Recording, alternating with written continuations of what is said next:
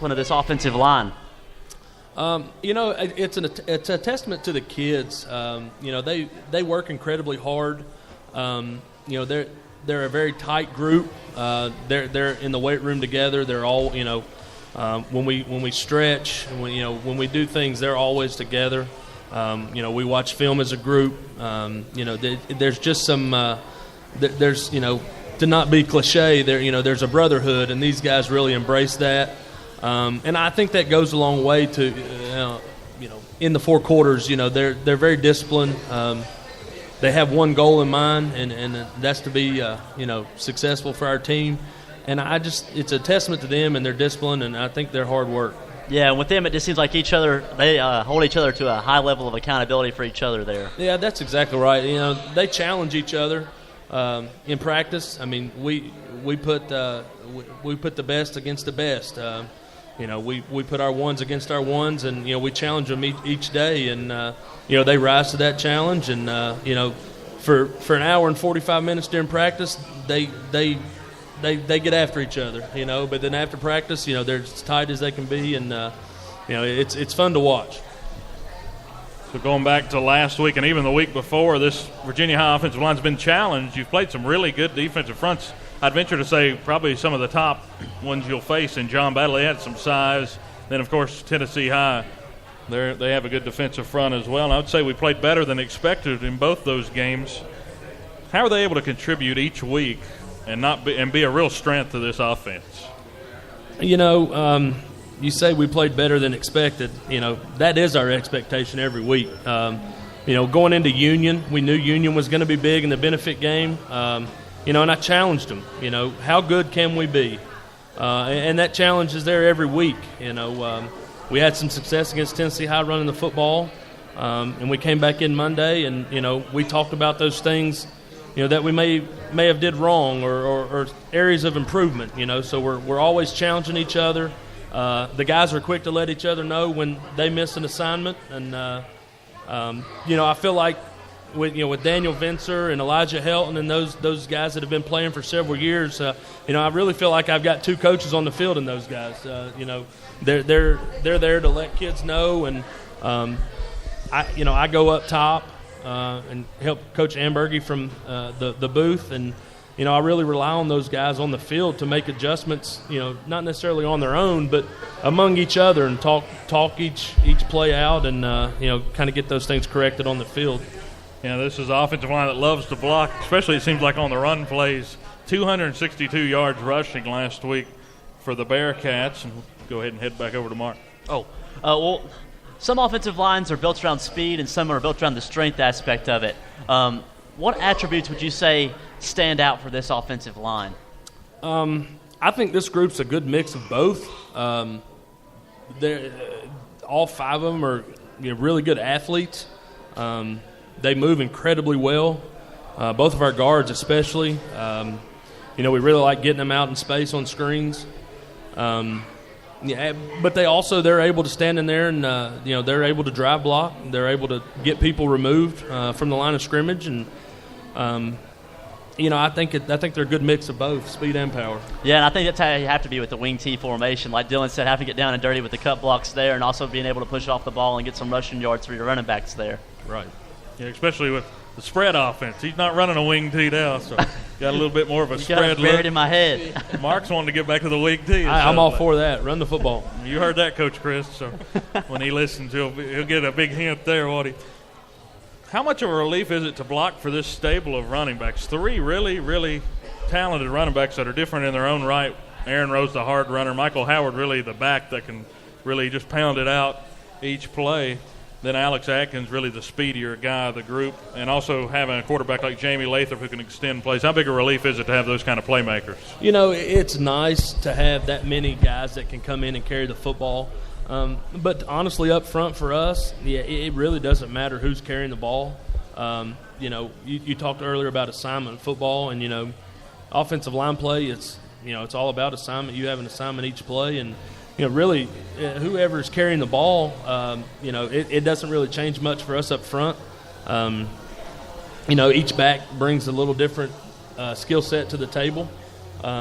But up front, we're going to block it the same way, whether Michael or Alex or Aaron are running the football. That's really the mindset you got to have, I guess. But it really is a huge thing to have, because then the pressure is really off the offensive line that, okay, you don't want to miss a block, but if it happens, you got a guy in the backfield and a quarterback who can avoid that pressure and extend a play even so you're not really stagnant in the pocket either. Yeah, that's a good point. We challenge. Not that you want to miss tackles, but right. Yeah, and like I said, each one of those backs have a different skill set. Some of them have that miss ability where they make people miss. Michael Howard, he's a little bowling ball, and he's going to try to run over people. And you got to have a mix of both. For us up front, it's block till the whistle blows. Regardless of who's running the football. I think Mark used that bowling ball reference before with Michael Howard. That's exactly what I was laughing about it. It reminded me a little bit of a Michael Turner kind of build. Yeah, he's low to the ground, and Michael does a good job. He knows his role. I mean, he rushed for almost 900 yards last year as the main back. So hopefully we can give him some rest in some games, and keep him fresh in the fourth quarter and let him go. I think we can all agree in this era of football, it's more of the run-pass option style, especially in the high school game. Linemen are usually at some very big disadvantages there in knowing whether to block downfield or not, and sometimes that results in some big penalties for illegal man downfield. If the quarterback passes the ball, what is your biggest option on the RPOs there? Well, we block run first. A lot of our throwing game is quick game. So we're getting the ball out on time to where we don't really have time as an offensive line to get downfield. It does happen. A lot of times it happens and we don't get caught. A lot of times the officials miss it for whatever reason with the 5-man refereeing crew around here. They miss a lot of things, especially linemen downfield. But, it's a good design play. I mean, like I said, we block run first. And the offensive linemen, they really don't know that we're throwing the football. They know we're running the football. So we block first, and, not a kind of risk-reward. You don't want to take a chance on getting downfield, but if we're blocking that far downfield, we probably need to hand the football off. Absolutely. You're getting that good push off the line to be able to make that depth right there. That's right. This week, Wise Central only puts 2 down linemen on each play. We talked about that in the open. Well, now we'll get a little bit of insight from you. What is the challenge of having to defend against just 2 down linemen where you're going to have to switch things up on the offensive line side? What kind of scheme do you go to when that sort of stuff happens? I'm assuming a zone block, but what else? We're very simple offensively. We're not going to change our scheme much based on what they do. It's a challenge to our guys each week to, we watch film and we see what we're going to have, and we work it all week. So we're going to go into Friday night, and, they've blocked this defensive front all week. You mentioned earlier a lot of linebacker blitzes. We do a good job with that, I think, up front, working it during the week, and we send a lot of pressure at them, and we expect them to pick that pressures up. So, they're a lot of even front. They'll have 2 down linemen, but they also have 2 stand-up ends. So it's kind of the same. It's close to a 3-4 in that aspect, but they are bringing that other linebacker up. They do. They usually walk him up to the line of scrimmage. So we blocked a 4 front, we blocked a 3 front, and we've also blocked a little 5 front this week. So I think we've got pretty much every front covered that we're going to see. And again, it goes back to, as you mentioned before, this bunch is experienced. We've blocked, multiple fronts all year. They're not going to be overwhelmed Friday No, night. and they're a very collected bunch. They got good heads on their shoulders. They're smart. They're smart football players, and that helps tremendously because they will switch their front up a lot. They've shown multiple fronts throughout the game at various times in the game. So, we're going to rely on our experience Friday night, and if we do get to where they're jumping in multiple fronts, I feel confident that we'll be okay up front. And speaking of the UVAY pressure they're going to bring this week, say you see an adjustment needs to be made. Do you put that guys on the sideline? Do you put it on Lathrop? or do you yourself do it there? How is that relayed, and how does it get to the field? Like I mentioned before, I'm up top in the booth helping Coach Ambergy. If I see things, I'll obviously relay it down to him. And they do a good job relaying my message. Sometimes if need be, we'll even pass the headset over to one of the kids if it's something individually that we need to address. Also, I rely on Curtis Price, our defensive line coach. He was an offensive lineman in college, and there's a lot of times that I'll radio down to him, and he'll help me get the guys right. I hear they say a good offensive lineman make good defensive linemen too, so I guess that helps out on that end. Oh yeah, definitely. Well, speaking of Coach Chris, we were talking to him. He just made it in, so maybe we can make our plea for the wing tee. Yeah, glad to have you, Coach. Yeah, he made it in, so they had their team meal today. And let's go back for the last question to talk about this Wise front seven.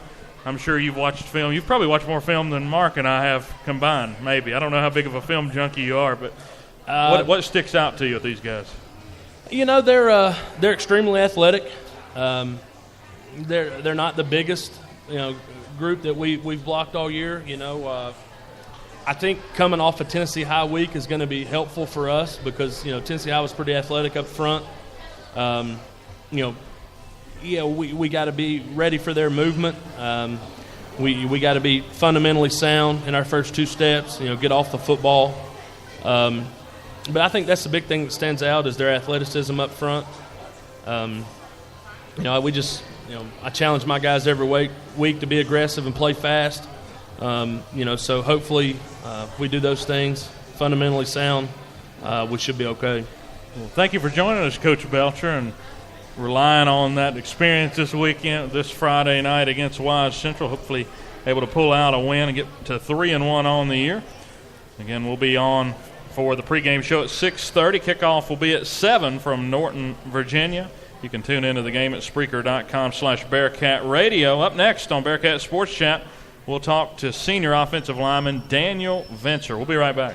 Hi, I'm Dustin Lynch. You don't have to listen to country music to know that life can be full of drama. Some of it you just can't control, like your girlfriend running out on you with your best friend. But there's some drama you can skip. Skip the drama that comes with not having your high school diploma or equivalency. Find free adult education classes near you and finish your diploma. Visit finishyourdiploma.org. That's finishyourdiploma.org. You just need to take that first step and find free classes near you and start moving towards a brighter future and even your college degree. Brought to you by the Dollar General Literacy Foundation and the Ed Council. Follow Bearcat Radio on Twitter with the handle @VHS Bearcat Radio and on Facebook by searching Bearcat Radio for the upcoming broadcast schedule and shows on the flagship stream of Virginia High School athletics. You're listening to the best high school football in the Tri-Cities on the Bearcat Sports Radio Network.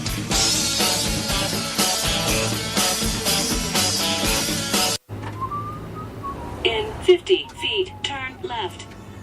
Why are you driving so slowly? After a few drinks, I'm taking it slow. Well, you're not fooling the cop behind you. What? Get ready to pay in 0.1 miles. Getting pulled over for buzz driving could cost you around $10,000 in fines, legal fees, and increased insurance rates. Nothing kills a buzz like getting pulled over for buzz driving, because buzz driving is drunk driving. Brought to you by the National Highway Traffic Safety Administration and the Ad Council. You're listening to Virginia High Football on Bearcat Radio on Spreaker.com. Welcome back to Bearcat Sports Chat. Look at this crowd. Let's make some noise. Let